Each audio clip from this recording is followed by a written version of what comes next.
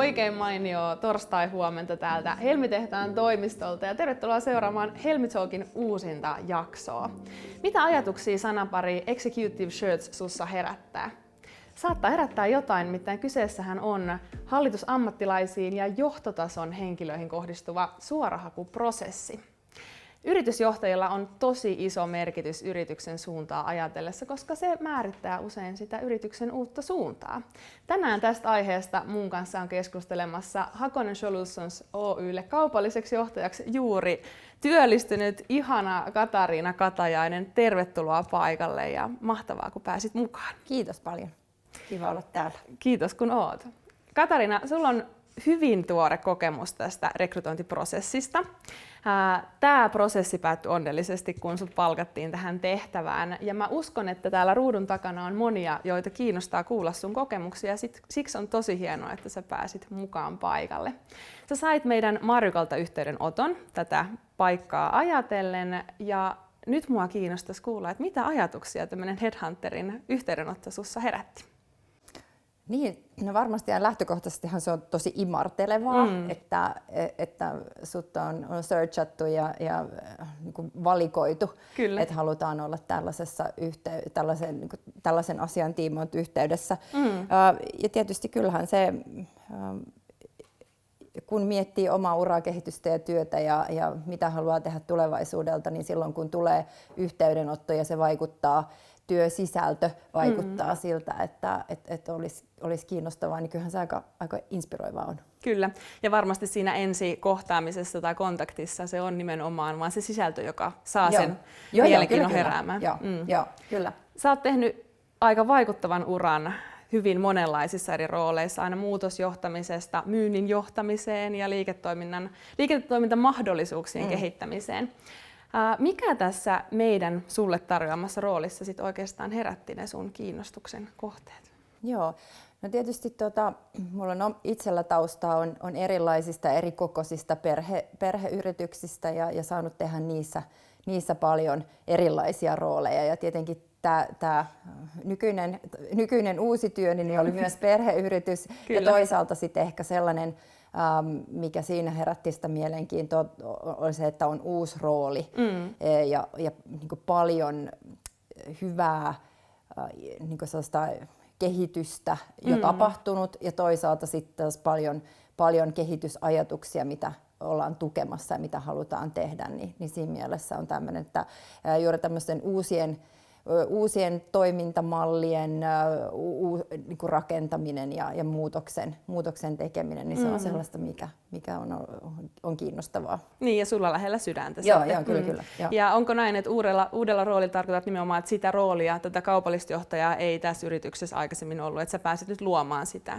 alusta? Joo, näin. Siis on ollut tietysti myynnin johtamista ja sitä, mikä tietysti kaupallinen johtajahan on hyvin pitkälti myöskin sitä, mutta siihen tulee myös muita elementtejä, joista sitten tietysti ne osa-alueet on sellaisia, mistä on ollut aikaisemmin kokemusta, mutta ei tietenkään tältä toimialalta. Just näin. Joo. Ja uudelle toimialallekin hyppääminen on oma juttunsa aina.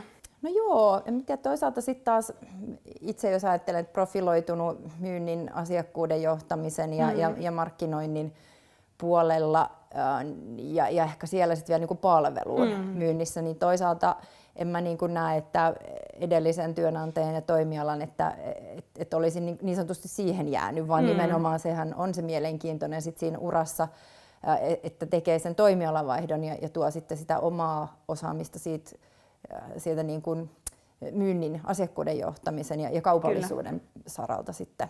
Just näin. Se palvelu on siellä se yhdistävä tekijä, joka siis mulla on ollut tärkeänä. Just näin. Joo. Johtajan rekrytoinneissa tosi isossa roolissa on se luottamus. Sehän on kaiken A ja O. Kun mietitään roolia, johon ollaan hakemassa yritystä ja sit sitä tekijää, jota haetaan, niin sen matchin täytyy olla oikeasti täydellinen, jotta se lopputulos on sit hyvä. Miten sä koit tämän luottamuksen rakentamisen ja tämän matchin täydellisen löytämisen tämän sun prosessin aikana? No siis todella siis tosi hienosti ja tosi hyvin meni, että kyllä niin kuin siitä ensimmäisestä kontaktista niin kuin alkaen niin hyvin välitön, avoin yhteydenpito ja sellainen niin kuin luottamuksellisuus tietysti, niin kuin, mitä minä kerroin ja mitä minä puhuin, ja sitten toisaalta siihen, että mitä minulle kerrottiin, niin kyllä tuli hyvin semmoinen luottavainen olo. Ja ehkä niin kuin tämä juurikin tässä niin kuin Helmi-tehtaan kanssa se semmoinen niin kuin pieni, mutta pippurinen attityydi siinä, että niin se luo myöskin sitten sitä semmoista turvallisuutta siihen, että joo. Ja turvallisuus on tosi tärkeä termi kanssa. Uskaltaa kertoa ja antaa itsestään myös siihen prosessiin enemmän. Se on hieno kuulla. Kyllä. No mites kun sä nyt oot tämän prosessin ja meidän Helmi-tehtaan prosessin nimenomaan kokenut, niin meille on tosi tärkeää, että hakijakokemus olisi tosi hyvä, koska me totta kai toimitaan myös meidän asiakasyritysten brändilähettiläänä. Kerrotaan sitä heidän sanomaansa ja edustetaan sitä yritystä. Miten tärkeäksi sä koet hakijakokemuksen ja mitkä tietyt elementit sulla nousee sieltä esiin? No varmaan hakijakokemus on sama kuin asiakaskokemus ja se niin kuin polun rakentaminen, missä tietysti mun mielestä Helmi-tehdas on onnistunut erittäin hyvin niin pienillä asioilla. Et muistan itsekin miettineen, taisin jopa sanoakin siitä, että toivottavasti tämä rekrytoiva yritys on yhtä makea kun tämä prosessi, eli mietitty ne kaikki asiat. Ja itse asiassa kyllä mulla on ihan se tämän 5 päivän tai 4 päivän kokemus, mikä tässä on taustalla, niin on myyty sitä, mitä niin sanotusti vastassa on. Et ainakin tähän mennessä koen, että on onnistuttu siinä. Se on hirveän tärkeää, just kun sanoit, että on myyty, niin rekrytointihan on myyntiä kahteen suuntaan ja sen pitää olla tosi aitoa. Mehän ei voida kertoa mitään muuta kuin mitä siellä vastassa on, koska sitten se palautuu totta kai heti meille palautteena myös. Niin ja se on tärkeää tehdä sitten se, totta kai niin kuin rekrytointiyrityksen on tosi tärkeää niin kuin selvittää niin paljon kuin mahdollista siitä yrityksestä, että kaikkeahan te ette voi tietää. Just näin. Ja sitten pystyy niinku kuitenkin antaa se oikeanlainen kuva siitä, että haastava sekin. Kyllä. Ja yhtä lailla myös se, että me pystytään tunnistamaan hakijassa, on se sitten suora haettu henkilö tai itse hakenut henkilö, se, että onko tämä profiili ja persoona oikeasti tähän kyseiseen vaikka tiimiinkin sopiva, koska sielläkin voi olla, että on tosi huipputyyppi, mutta hän ei vaan ehkä ole tähän tiimiin se oikea henkilö. Juuri näin. Ja se palvelee sitten taas puolia ja toisin kaikkea. Kyllä. Sä mainitsitkin, että sulla on tämmöinen 4-5 päivän tausta Hakosella, eli aika tuoretta vielä. Mutta varmasti on paljon suunnitelmia ja tavoitteita asetettu, paitsi sun puolelta, mutta myös sitten talosta jo sun rooliin. Minkälaisena sä näet kaupallisen johtajan roolin, jos mietitään yrityksen kasvutarinaa ja tekemistä? Siis onhan se niinku strateginen rooli ennen kaikkea. Että lähdetään niin kuin rakentamaan, ei puhuta pelkästään myynnistä, ei puhuta pelkästään uusasiakashankinnasta, puhutaan niin kuin asiakkuuksien johtamisesta, kehittämisestä, organisoimisesta, palveluiden konseptoinnista, hankintoihin, jos semmoinen liittyy sen palvelun myyntiin, sen prosessin haltuunotosta ja niin kuin tarvittaessa, mitä siihen täytyykään sitten tehdä muutoksia. Ja tietenkin markkinointi ja sen kokonaisuuden, että sehän on tosi laaja kokonaisuus, kaupallinen johtajuus, ja on tietenkin niin kuin strateginen rooli, mutta myöskin hyvin tärkeä rooli siis siinä, että puhutaan niin kuin että ollaan yhteistyössä kaikkien muiden osa-alueiden kanssa yrityksessä, että kuitenkin on palvelutuotantoa, liiketoimintayksikköä, millä nimellä ne nyt sitten missäkin on.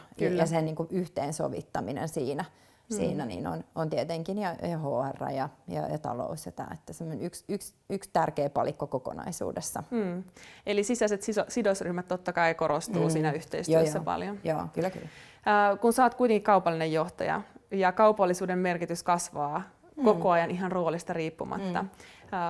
Koet sä, että sun tehtävä on myös pyrkiä sitä kaupallisuuden ilosanomaa rantauttamaan myös sun tiimin tai yksikön ulkopuolelle kaikkiin muihinkin toimintoihin? Kyllä se on varmaan jokaisen niin kuin myyntijohtajan, asiakkuusjohtajan, millä nimikkeellä onkaan kaupallisen johtajan niin kuin halu ja tahtotila, että se ymmärrys siitä myynnillisyydestä kasvaa kaikilla osa-alueilla, minkälaista toimintaa sitten edustaakaan siinä, että ehdottomasti siitä se niin kuin ymmärrys ja tahto myydä ja palvella. Se on ihan selvä asia, että sitä halutaan tuoda ja lisätä ymmärrystä. Ja toi palvella on mielestäni ihana sana, nimenomaan se asiakkaiden kuunteleminen ja heidän tarpeidensa ymmärtäminen. Joo. Ja yhtä lailla sen tiimin tarpeiden ymmärtäminen. Kyllä, juuri näin. Jos puhutaan siitä, että kun tulee uusi johtaja taloon, on se kaupallinen johtaja tai mikä tahansa muu sun tilanteessa, nyt toki kaupallinen johtaja, hän tuo mukanaan niitä omia ajatuksiaan ja omasta taustastaan saatuja oppeja. Miten paljon pystyy vaikuttaa siihen yrityksen kulttuuriin ja suuntaan ja tekemiseen, ja miten tässä oikeastaan kannattaa lähteä sun mielestä liikenteeseen?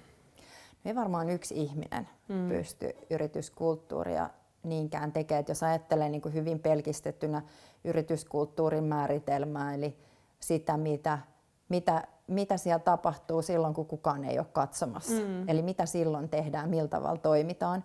Ei yksi ihminen, yksi kaupallinen johtaja tai edes välttämättä toimitusjohtaja sitä pysty itse tekemään. Että kyllä se on sitä,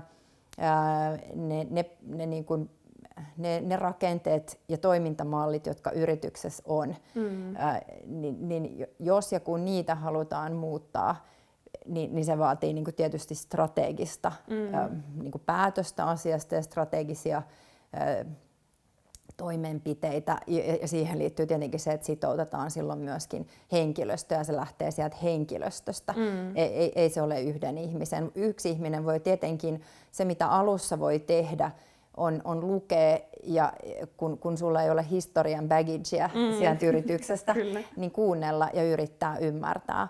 Mutta kyllähän sitten se niinku kulttuurin selvittäminen ja ymmärtäminen, niin sen pitää tietenkin, se pitää tehdä ja ymmärtää, ja johtoryhmän yrityksen omistajat pitää ymmärtää se, että minkälainen nykykulttuuri on, ja sitten sen jälkeen määritellään, että mitä kulttuuria me sitten tavoitellaan. Just näin. Tosi hyvä pointti, ja myös ehkä osallistaa sitä varsinaista henkilöstöä siihen, jotta se koetaan omaksi. Joo, totta kai. Kyllä. Joo. Sulla nyt on tietysti, niin kuin sanottu, lyhyt tausta, mutta sä oot just aloittanut, joten tää on sulle hyvin ehkä mielessä. Miten sä valmistaudut tähän sun uuteen pestiin? No siis varmasti se, että yrittää niin kuin tutustua siihen yritykseen, mihin on tulossa teoriassa, ja se, että tietenkin on käyty keskusteluja toimitusjohtajan kanssa tai esimiehen kanssa, mikä se on varmaan sellainen hyvä, että pääsee semmoiseen hyvään fiilikseen. Mutta kyllä mä koen niin se henkilökohtaisella ja henkisen valmistautumisen, se on niin se itse asiassa se tärkeämpi, koska et sä pysty valmiiksi muodostamaan mitään ajatuksia siitä tulevasta kuitenkaan. Joten esimerkiksi mullakin oli tärkeää se, että on muutama päivä, jossa nollataan tilanne. Eli se, että kun lähtee siitä edellisestä, niin ettei hyppää seuraavaan päivänä sitten uuteen. Ja koska tietysti useinhan nämä menee niin, että se niin kuin, ei varmaan pysty niin se downshiftaamaan edellisessä työssä, vaan mennään aika pitkälti. Ellei sitten satu kivasti kesälomaan vasten. Se on niin kuin ihan hyvä. Kyllä mun ehkä se tärkein vinkki on siinä, että sen omien henkisten voimavarojen akkujen lataaminen ennen sitä uutta duunia. Todella tärkeä vinkki. Ja mä uskon myös, että monesti vaikka saattaisi olla ehkä vielä nuori ja innokas sillä tavalla, että ajattelisit, että nyt mä kehitän valmiiksi hirveästi suunnitelmia, mutta ne muuttuu kuitenkin, kun sä menet sinne ja huomaat, että okei, no ei tätä pysty nyt ehkä toteuttaa. Joo, siis kyllä. Ei voi tehdä etukäteen suunnitelmia. Ja suunnitelmia voi tehdä sitten jonkin ajan kuluttua, kun on aloittanut, ja sitten ne muuttuu vielä matkalla monta kertaa. Sepä se, niin kuin aina käykin. Just näin. Sä oot kokenut sun uralla tosi paljon kaikkea, ja mä uskon, että tuolla ruudun takana on ihmisiä, jotka haluaisivat olla samassa pisteessä, että heidät headhuntataan johonkin oikeasti merkittävään rooliin, isoon yritykseen tai kasvuyritykseen tai minkälaiseen yritykseen tahansa, mutta semmoiseen, missä pääsee vaikuttaa. Haluatko sä jakaa muutamia vinkkejä, mitkä on kehittäneet sua tähän pisteeseen, jossa sä nykyään oot? Niin. No joo. Ehkä semmoinen, niin kuin, jos ajattelee niin kuin omaa tekemistä, niin ohjenuorana varmasti se, että on rehellinen ja avoin. Ne on ehkä niitä niin kuin tärkeimpiä asioita. Itse en ole tehnyt koskaan mitään urasuunnitelmia, että haluan olla siinä pisteessä jossain jonkun ikäisenä tai jossain roolissa tai jossain yrityksessä. Tiedän, että monet tekee sitäkin, ja se on ihan fine, jos on sen tyyppinen. Ehkä enemmän niin kuin oman intuition ja fiiliksen mukana, niin ainakin mä oon saanut sellaisia tehtäviä niin kuin tehdä, mitkä on ollut mielenkiintoisia. Toki on paljon sellaisiakin asioita, mitä ehkä ei ole ollut aina niin mielekkäitä, mutta on kuulunut siihen rooliin ja tietty niin kuin senkin hyväksyminen matkalla on varmasti. Kyllä niin kuin sellainen rehellinen, avoin ja oman fiiliksen kuunteleminen. Että se on ei kauhean konkreettista ehkä tämä, mutta näin. Mutta tosi tärkeää ja varmaan liittyy jollain tasolla tuohon myös, että sietää asioita, että sun resilienssi kasvaa siinä mukana. Todella hyviä vinkkejä. Niin. Kiitos niistä, Katariina. Tämä oli erittäin mielekäs keskustelu ja uskon, että moni sai siellä myös itselleen jotain kättä pidempää tulevaisuutta ajatellen. Ja me jäädään seuraamaan mielenkiinnolla sun uraa Hakosella ja katsotaan, mitä kaikkea sä siellä sitten saat aikaiseksi, kun pääsit vähän syvemmälle kuin tämä 4-5 päivää. Kiva, kiitos. Kiitos, kun osallistuit. Ja hei! Seuraavassa jaksossa me nähdään taas uudet vieraat ja uudet aiheet. Sitä ennen me kuullaan tosi mielellään palautetta teiltä, joten jätä sitä sulle sopivaa kanavaa pitkin, oli se sitten Instagramissa tai YouTubessa tai LinkedInissä. Ihanaa päivänjatkoa. Nähdään seuraavassa jaksossa. Moikka!